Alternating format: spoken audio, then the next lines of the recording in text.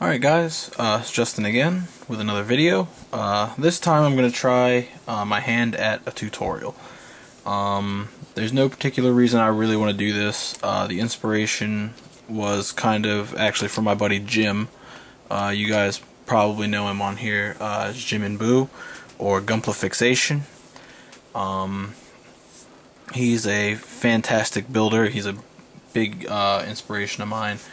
Does lots of great work, and we were chatting back and forth, and he was asking how the Easy 8 was coming along, and he just kind of said that he'd never really weathered a kit before, and he didn't really I don't want to say that he didn't know how to go about doing it, but he'd never done it.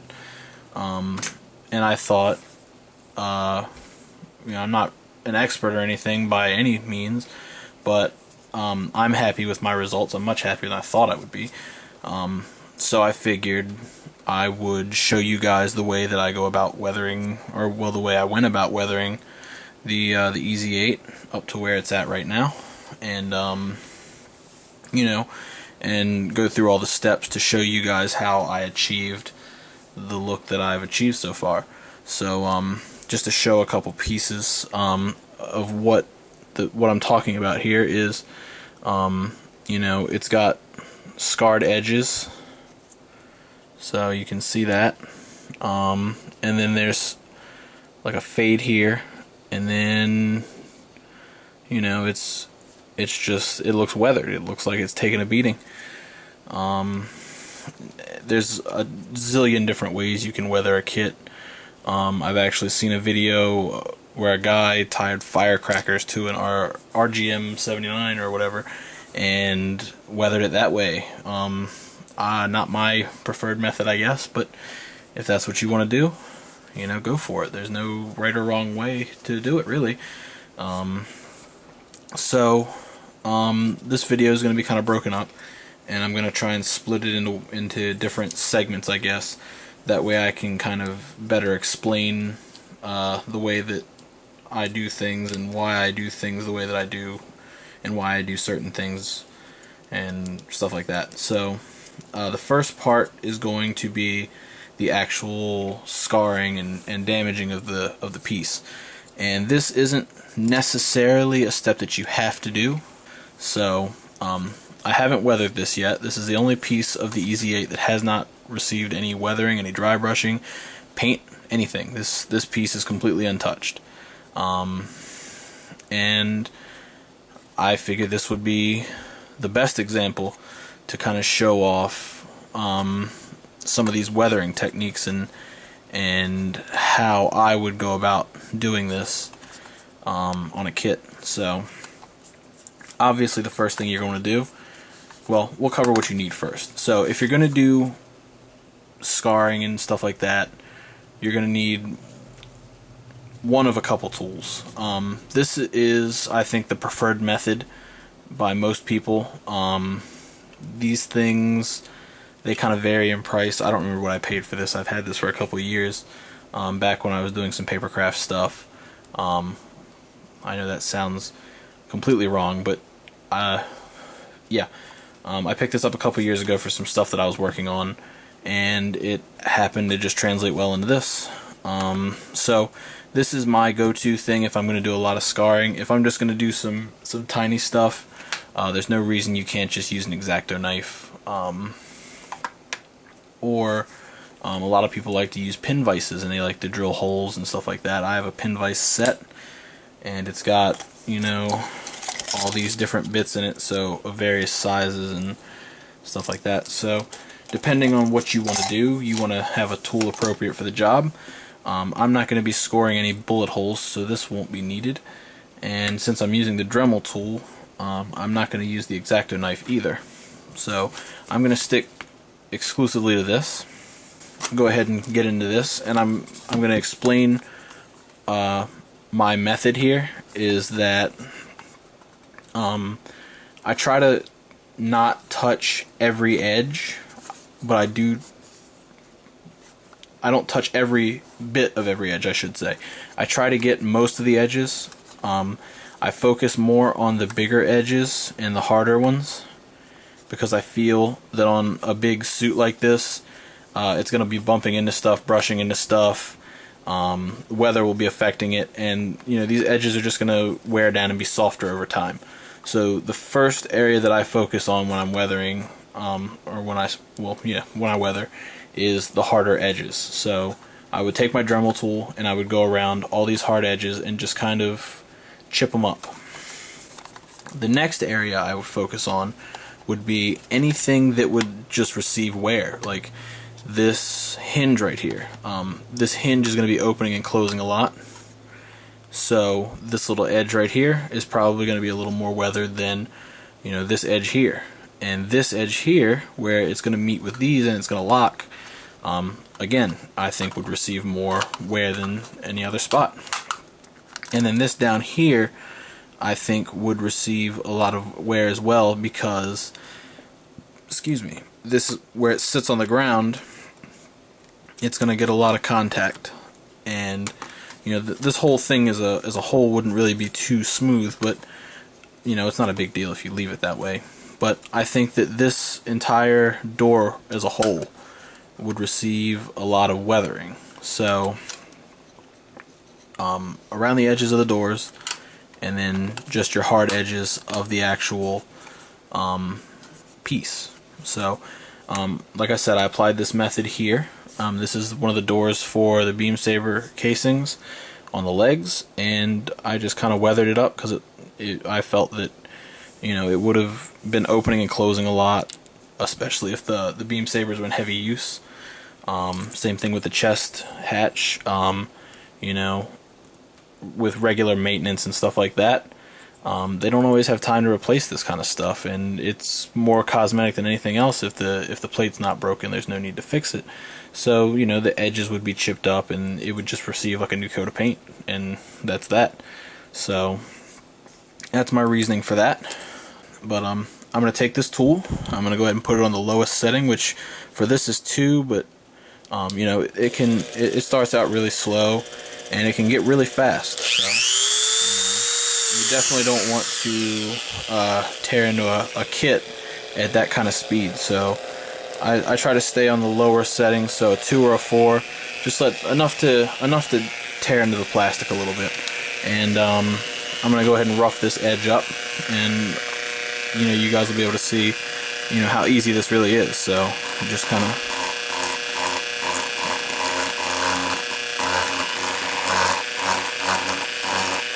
go. And another thing, like I said in my last video, I do recommend wearing some sort of goggles or something to protect your eyes from anything that kind of flies back, because sometimes that can happen.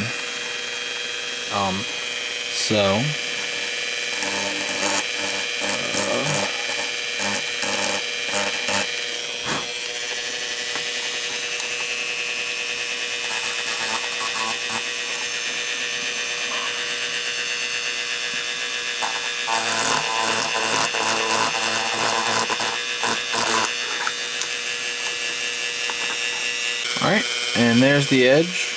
I'm going to go ahead and show you one more thing before I cut to the next part, and that is scarring. So scarring is, again, it's not just the edge, but like this little crater here in the middle.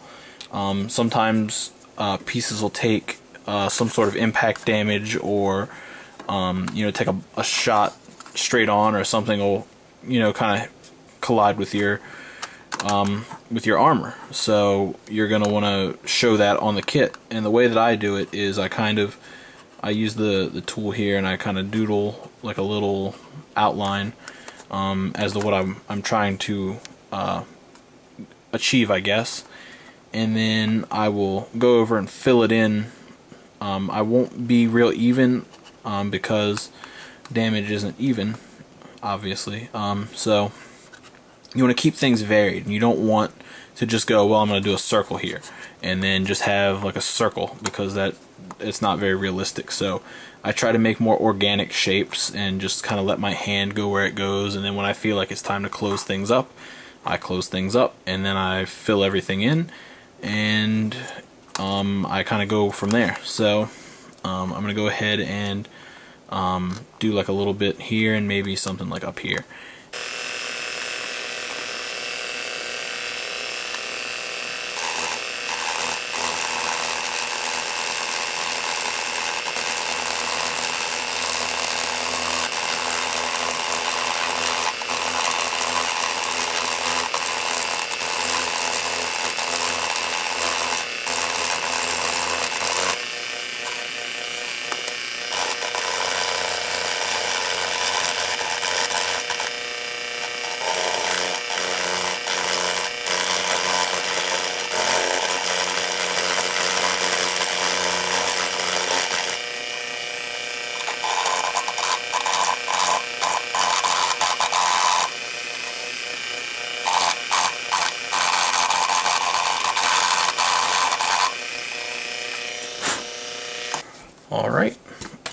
and if you go ahead and get rid of all the dust, this is what you're left with. It's just a nice, well, not nice, but a rough surface, and I kind of tried to make it look like it went off of this piece a little bit. I think that kind of creates a little bit more realism, and you know, it goes off of here and onto the next panel, and then this one is just a little, like a circular kind of indent thing. But yeah, so all my edges are roughed here, and you know, these are even easier to highlight after you've painted. So I'm going to go ahead and finish weathering this guy up, and then when it's time to paint, I'll be back. So I'll see you guys in a second with the second part of the tutorial. Alright, and with part 2, part 1 being the actual damaging, your second step will be to actually go ahead and paint all your pieces. So once you've weathered everything and you're happy with the final look of everything, you've got your edges roughed up, you want to go ahead and you want to paint. It doesn't matter how you paint, it's up to you. Again, this is your kit. It kind of goes along with you know, the way that you want the kit to look. So for me, I went with the pre-shaded look, and you can see here I've done some kind of heavy shading. It's not the most even in the middle, but this is the back of it, so it doesn't really matter too much. But I've done metallics on the other side, so we'll get into all that in a minute. But yeah, the first thing you want to do is paint. So if you're gonna just do base coats, if you're just gonna shade, if you're gonna do any masking, all your painting should be done here, and you should apply a gloss coat. I've done one gloss coat with Future, so you get a little bit of a shine there. Not the most, but it's enough. So it keeps the surface nice and glossy. So the first thing you're going to do after this is you're going to want to apply your decals. I say decals because if you apply any sort of weathering effect to a kit and then you put a decal on top, it's like they just sort of, all the weathering went under your decals, and that doesn't make sense. It's not realistic at all. But again, this is modeling. If that's the way you want to do it, do it. There's no right or wrong here. So what I'm going to do now is, I guess this is also going to be like a mini dry transfer tutorial, because these things suck and I hate them, but they are a necessary evil. I guess I could have went out and bought water slides, but I really didn't feel like messing with trying to find an official set for this, if they even exist, or going through Samuel Decal this time. I actually just kind of wanted to go with what's in the box. So the first thing you're going to do with this guy is kind of line it up, and sometimes it's easier said than done. Let me get rid of some of this adhesiveness, and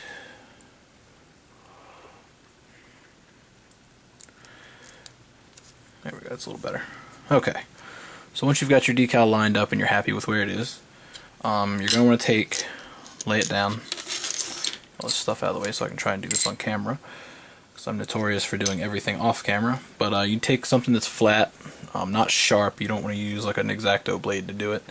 That's not going to get you anywhere. But you take a flat surface that's not going to cut into your plastic, and you just kind of, you know, roughly rub against the decal. And if you hold it up to some light, or you hit it at a certain angle, you can actually see the decal coming off of the paper. And that is important because if you don't transfer the whole thing, it could tear, it could pull most of the decal back up, it'll lift some, and it'll leave like a weird lip or a weird finish on your decal. So just try and be careful, take your time, and get the whole thing, you know. There we go, I think I got the whole thing. So the next thing you're going to do here is you're going to just take this and you're going to gently pull it up, and if you did a good job, there you go. Your decal is on the kit, so you gently pull the tape off, and it's done. So there's my 08 on my shield. Now, this wouldn't be a weathered kit if I didn't weather my decals, as you could see with the rest of the kit. So what I'm going to do here is I'm going to reach over here and get me just a toothpick. Nothing fancy. And just kind of start chipping away at some of these edges here. And there's no real rhyme or reason to any of this, I just hit it however you want it to look until you get the desired effect. You know, whatever you want. So there we go.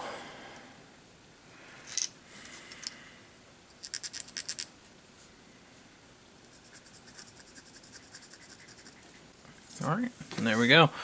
So it's nice and beat up. I might go back and do a little more. But that's sufficient for now. That kind of gets the point across as to what's going on here. So, yeah, you can slap this plate on here and you can see, you know, what it'll look like as a whole.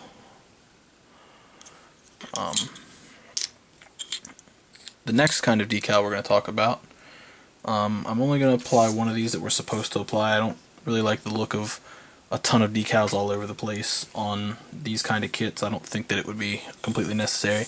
But we're going to go ahead and take this big sticker right here. And as you can see, there's a little bit of an overlap on it.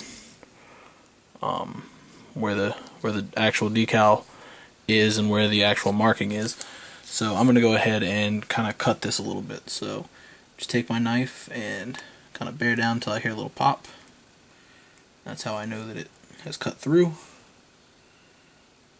And I want to try and get as close to the actual decal as I can. And the reason for this is because I'm not using water slides. Stickers have a tendency to kind of pop up and appear very sticker-like. And I guess that's kind of the point. But they appear very much like stickers on the kit, and it kind of takes away from the overall look. And where I'm going for kind of a more realistic theme here and a more realistic look with the weathering and everything, I want to cut as close to this decal as I can. And then I take my tweezers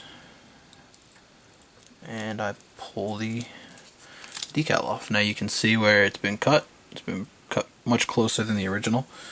And this actually goes on the bottom door.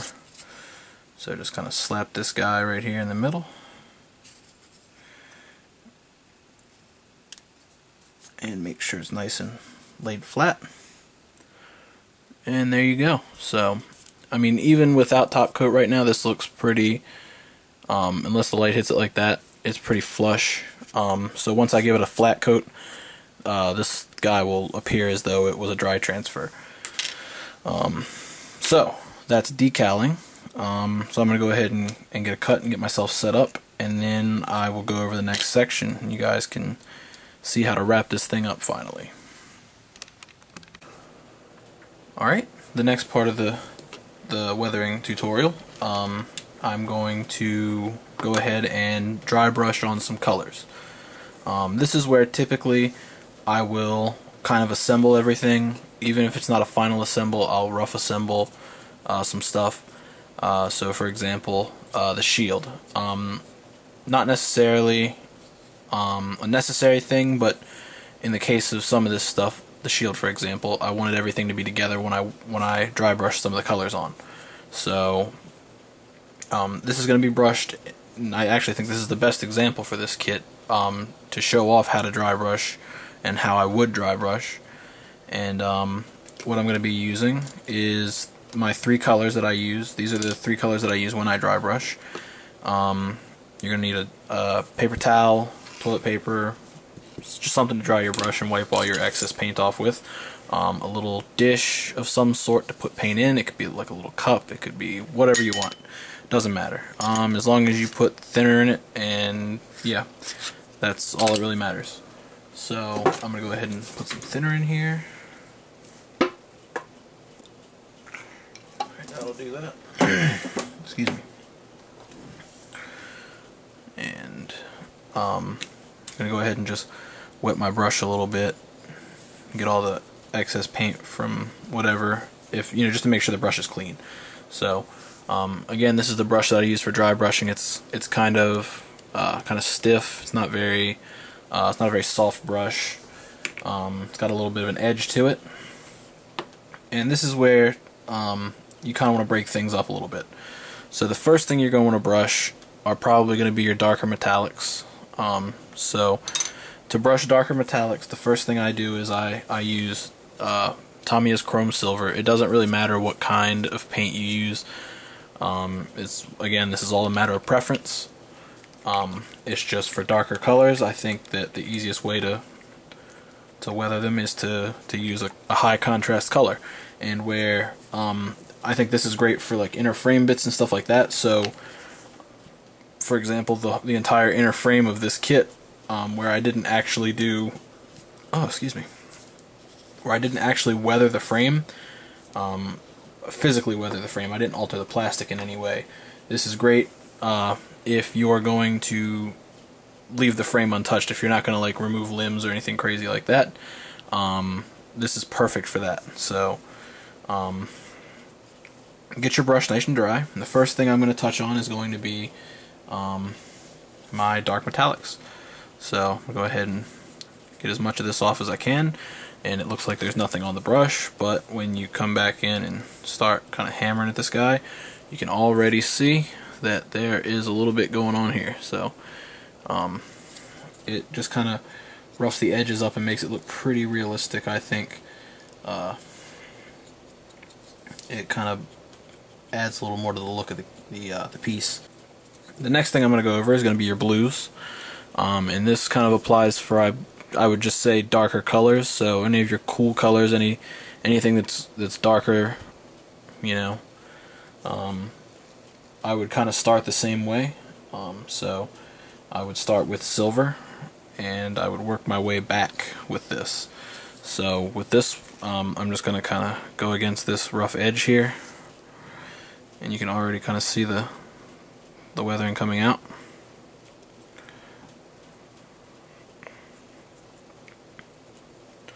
And be sure to flip it over and get the other side.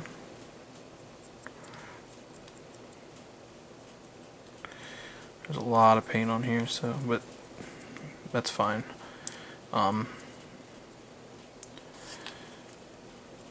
Be sure to kind of brush around these panel lines and stuff too. I think it looks nicer if the entire piece is weathered up, so you know, all those edges are done. Now for this section here, I've kind of weathered it a little more, so I'm going to put a little bit of paint on my brush, but I'm not going to wipe as much off. And I'm just going to kind of dab at the piece here with my brush, and I'm going to try and get around all the pieces here and make sure that the entire thing is covered. Not covered, but you know, you want a bigger portion of it covered. So you can see the silver on there now, and there's still a little bit of blue poking through. And then this is, you know, typically where you're going to finish your thing. So once you're satisfied with all the silver you've laid down, the next thing I would do would be a color change. So go ahead and use your thinner. I'm probably wrecking this brush, but whatever. And it's time to move on to the next color, which for me is going to be this Humbrol metallic black. It's kind of like a gunmetal color. And it has a really nice look to it once it's been brushed on. So go ahead and put a little bit of that on my brush, and kind of, there we go. So, and again, you just want to kind of roughly go over your edges, and you know, just kind of go over some of the stuff that you've already done. and this kind of layers everything up, and it gives you some more you know, I guess colors to go off of.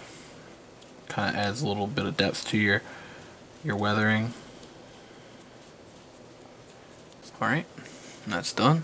So it's darkened it up a little bit, not a lot, but enough. Alright, and then the last color, or the last piece we're going to go over, is this white piece.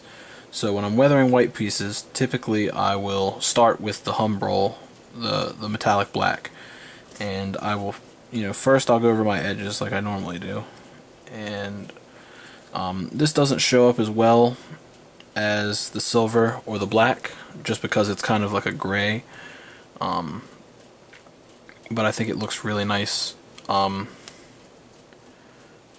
in or against the white, because it's kind of subtle. So that's the reason I use that. And just kind of, like I said, I want to hit most of these rough edges, and I want to keep it kind of varied and different. And then with these roughed areas, you kind of want to do the same thing. So just kind of poke and prod at it and brush over it a little bit to kind of give it more like it affected the area around the blast as well as the blast itself. So put these in there. There we go.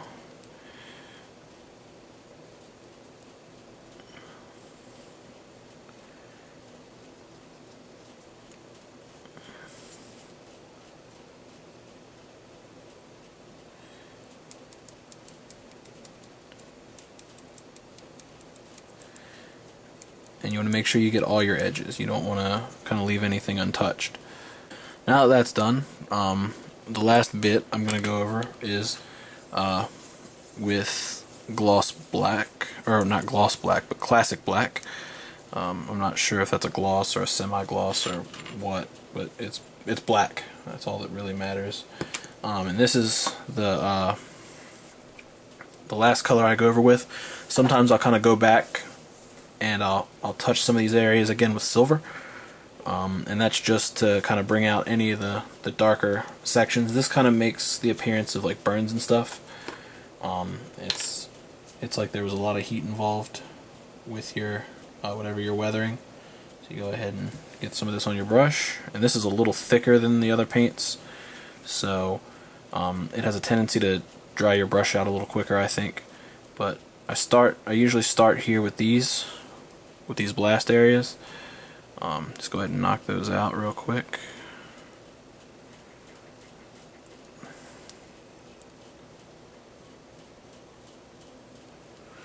And then I just start touching my edges, and I try to be very sparing on my edges with the black because it stands out the most. So I don't really want my edges to look that different from the rest. You just kind of find a happy medium and kind of blend it the best you can.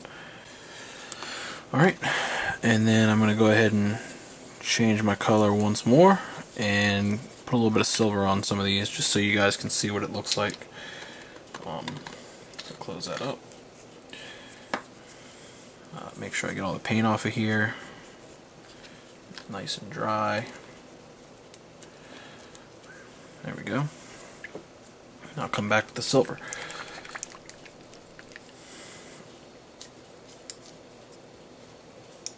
And that's really the biggest chunk of what weathering is just kind of layering on different paints that will look like, you know, like something's been kind of beaten up on and stuff like that. So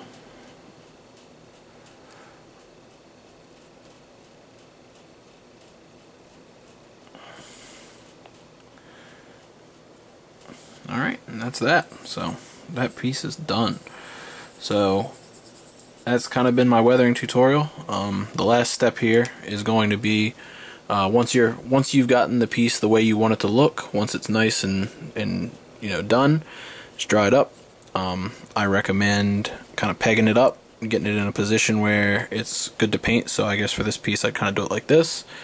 And put a peg down here, and you just flat coat it. So once everything is where you want it, be sure to give it that final flat coat. Try not to handle it too much, because then you'll get paint all over the place. But that's the way that I do my weathering, step by step. I hope you guys enjoyed, and I hope this helps you guys out.